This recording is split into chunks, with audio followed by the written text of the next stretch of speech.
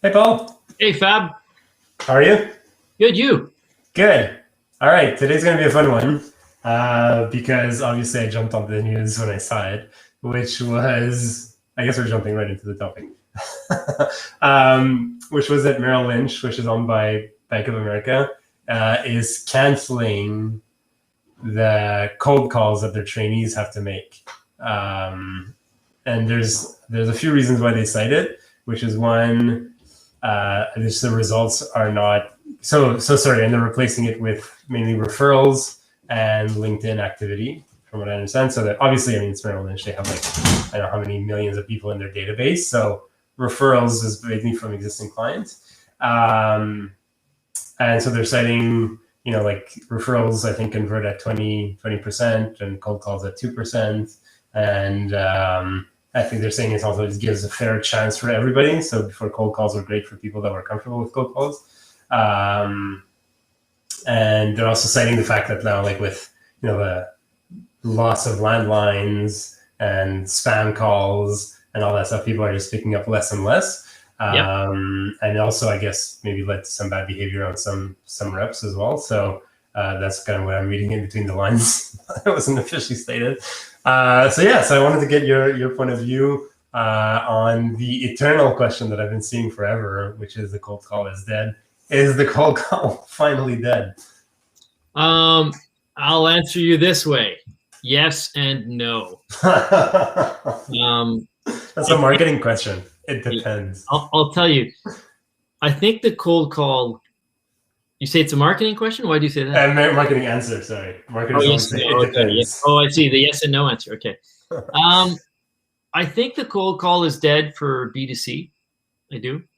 So if business to client, if you're calling someone at home, which is what Merrill Lynch was doing, right? They were calling people at home. They weren't calling businesses. Right. And I think if you're calling someone at home, I definitely think it's dead. People don't have landlines. People don't want to be disturbed. You know nothing about them.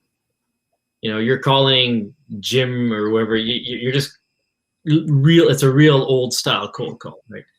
And for that reason, I think any cold call where you know absolutely nothing should be dead. This being said, in B2B, I think it's very different.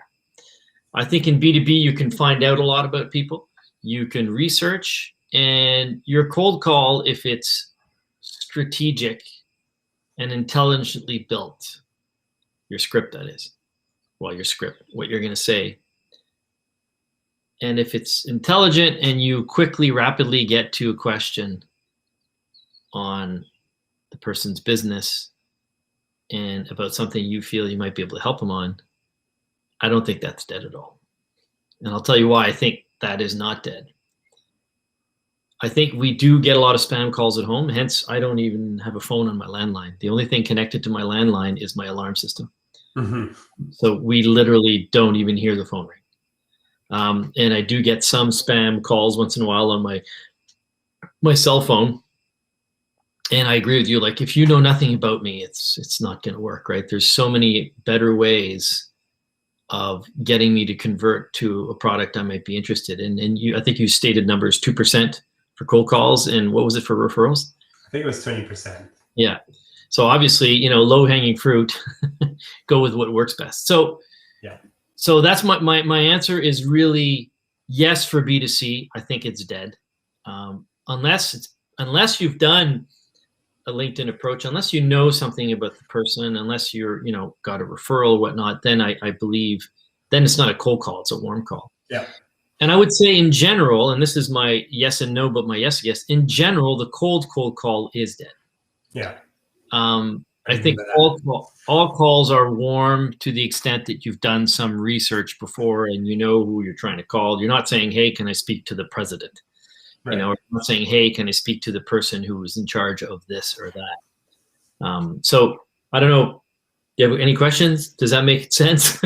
Yeah, it definitely makes sense, and it's an interesting take, right? So you're right, Merrill Lynch does do customers, and so I can see that. But I like how your take though on the business side of things, which is like the cold call, just like driving up or like just picking up a phone and calling some random company, even though they fit within your target market, I guess, or target firm, is not.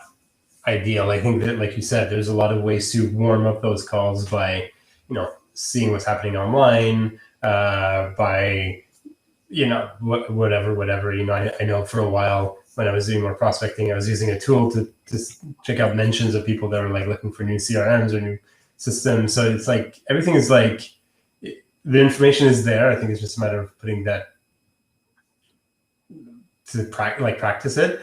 And I think for more established companies, it's leveraging, and I think that's what Merrill Lynch was trying to say also, is like leverage the customers that you already have, right? Like I think this referral idea is often not looked at or not taken into account when we're training salespeople, because it's always like new. But world, referrals are huge, right? And even in the B2B world, but a B2B world can be a little more difficult because if you're helping a specific type of client, their only reference or referral might be a competitor, so that's not so comfortable, right? No, but for example, let's say you work with a company in the IT space, and especially depending on the size of the company, like they know other people in their industry, right? And yeah, you're right. Like they'll probably it might be another competitor, but it might be a supplier, might be a friend, might be like referrals still exist in the B2B space. Yes, they definitely exist. I think it's important. Actually, a big part of the training that I do with people, it's very, very important part to always ask people for some form of referral. But all I'm saying is that I think in the B2C world, if you're selling investments, 95% of people have investments. Right. It's not 95% of people who need your services or my services in the B2B world, right? Well, right. Maybe you might think so, but a topic for another day. So essentially, but back to the cold call, and cold call is a wide word for me. I call it prospecting now. I like the word cold call simply because it implies that you haven't spoken to them before. But really, what we're saying, in many instances in today's world, hopefully, what we're saying is that we've set up an appointment through LinkedIn. We've had some form of discussion. We've done some research on the client, which if you're in a B2C world is maybe a lot more difficult. Like in the old world, if Merrill Lynch were asking you to make 100 cold calls a day, you weren't going to go look at 100 Facebook profiles to see if this person looks rich, poor, or has investments, or is with another bank, or what. It's a lot more difficult to know. Whereas if you're selling marketing services to companies that have 15 to 100 people, well, you could do that research. Or if you're trying to target a specific market, there's a lot of research. And I would say even if you haven't spoken or had any direct communication, it's still not cold like it was in the past, Right. No, and that's a valid point, and a point we didn't bring up, but I didn't bring up in the intro, which was like, I think their interns were expected to make 60 calls a day or 64 calls a day, and like book like a certain number of meetings from that. But the reality became like, well, that it actually, to get that number of meetings, you actually have to get 100 calls, and so you're really going fast. And I find that interesting because I see a parallel in B2B where I've worked with closely or not so closely with, and we talked about this topic last time we went not too long ago, about like sales development representatives, where the instinct is like, let's just get them on the phone and speak to like 1 billion people. And it's like, maybe that's not necessarily the best. It sounds great to be able to like, I'm going to talk to as many people as possible, but spending that time to do their research beforehand and to try to identify signs that might indicate that they'd be a good fit. So, like let's say, you talk about marketing consultant, but you do sales consulting. Let's say you're on LinkedIn. You're like, hey, I noticed your reps aren't very active on LinkedIn. Did you know that social selling and blah, blah, blah. Like that could be an indicator that they might need help on the sales side. It's not a definite indicator, but it could be one. So I think it's also training your salespeople to help identify those telltale signs. For me, I know that if that person is not very active on LinkedIn, I'm going to have a harder time, or active on social, a harder time converting them, right? Because they don't really understand the benefit of it all. It's like there's a lot of education that needs to get done and so on and so forth. So there are telltale signs that people need help or are more open to help in the B2B. Yeah, and that's part of your research, right? That's part of understanding what's going on. And I would even go, I've said this to a few people lately, a few clients lately, I rarely get B2B cold calls on my phone. Mm-hmm. And the few people who I've encouraged who are in the right business, who've done the right research to do some cold calls, have actually had a lot of success, because what's happening is you're not getting many phone calls, right? Right. So if someone's calling you, you're curious, and if you're good at creating what I call a conversation starter, then you can find out very rapidly and find out quickly what's going on, and if there's potential. And the human voice is still a very good barometer for personality, openness, willingness. So the cold call's dead, BC, absolutely. But I think it's alive and kicking in B2B. And if you know how to use it properly, it's actually a masterful tool, because no one's getting phone calls anymore. Right, and that's a super valid point, because on the flip side, like as you're saying, the data does indicate that prospecting attempts with no calls don't work as well, right? So if it's all email, maybe some LinkedIn, the results of that won't be as good as if there are calls embedded into that approach. And even emails. I mean, today with Canada's strict spam laws, you're very limited in how you can reach out to someone. I mean, someone could call you spam if you try to reach out to them unknowingly having their email address. So really, the only prospecting tool, outbound prospecting tool, becomes LinkedIn. Mm-hmm. For someone, if you're not making phone calls or writing emails. Mm-hmm. I'll be very honest with you. The last thing I would do with someone I don't know is write them an email. Right. Because I'm getting a bazillion emails. That's the quickest thing to delete. Right. It might be part of my strategy. Right. Right. But it will certainly not be, for me, the first part of my strategy. I personally am very impatient. I read mails, and I don't get many emails. The ones I don't read many emails that are spammy. I delete them right away. And I'm a business development guy. Right? Most things that I bought from a B2B perspective have been targeted to me through either as a business consultant, as a sales consultant, through Facebook or through LinkedIn. Or have been referrals that have been referred to me that I should speak to. And so all that to say, to come back to our original conversation, think about yourself. When's the last time you wrote an email to someone you didn't know without having some kind of connection to them or referral to them? Well, I've done it in the prospecting sense. I mean, like you said, it was part of my tactic attempt, right? Like calling and emailing and LinkedIn stuff. And shameless plug on there. Next week, we're going to have somebody from Vidyard explain how we can maybe use video to make email a bit more powerful. So if that's interesting, stay tuned. And that's different. And I'll say, getting an email with a video in it is very different. Yeah. To me, that's being original, and that's using it to the advantage, or sending a LinkedIn message with a video in it. I think that's also, that can be interesting as well. Because it shows, anyway, we're not going to get into that. We're going to get into that next week. But cold calling.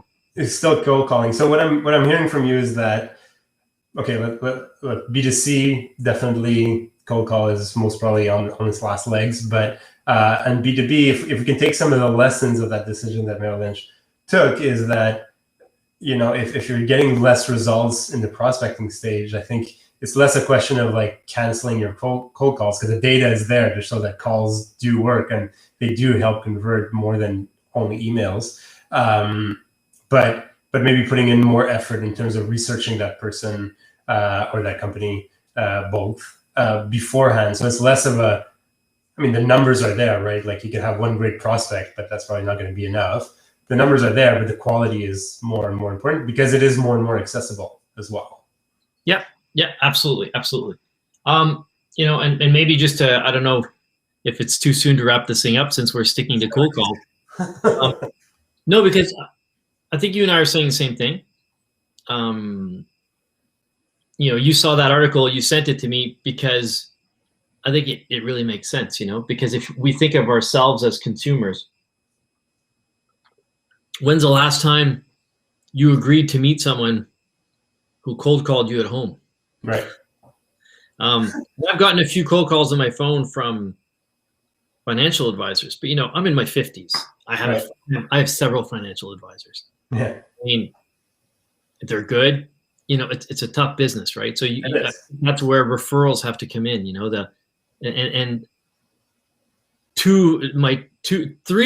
I've got 3 financial advisors. One I worked with one I went to school with, and 2 of them I worked with in an earlier career who changed careers. Nice. But no one has ever managed from a cold call to say, hey, give me your money or whatnot. So I really do understand Merrill Lynch. It makes sense. Now, again, I'll even say this. So let's say you're doing B2C and you're washing windows in the neighborhood, and you have a phone list for a whole neighborhood, right? And instead of knocking on doors, you're just calling people, say, hey, look, we're students, we're washing windows, are you interested? That's very different. Then I would say a cold call's okay. I'm washing windows, I'm in your neighborhood tomorrow, do you want me to wash your window?